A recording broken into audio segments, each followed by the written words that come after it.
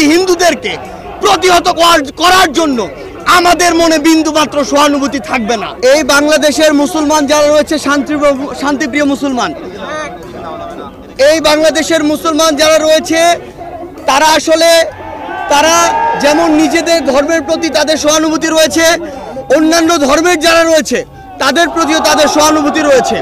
কিন্তু এই সহানুভূতিকে ব্যবহার করে কেউ যদি নিজেদের ওই ভারতে বসা চক্রান্ত, যারা মাসের 30 দিনের 25 দিন দেহটা নিয়ে এই বাংলাদেশে বসে থাকে আর বাকি 5 দিন মনটা নিয়ে ভারতে যায়, সেখানে চক্রান্ত করে এবং সেই চক্রান্তের এক্সিকিউশন এই বাংলাদেশে এসে ঘটায়, সে সকল উগ্রবাদী হিন্দুদেরকে প্রতিহত করার জন্য আমাদের মনে বিন্দুমাত্র সহানুভূতি থাকে না।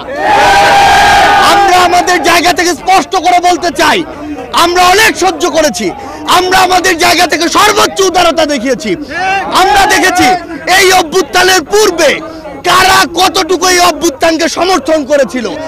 আমরা দেখেছি এই বাংলাদেশ থেকে শেখ হাসিনা পালিয়ে যাওয়ার পরে কাদের মন সবচেয়ে বেশি খারাপ হয়েছে।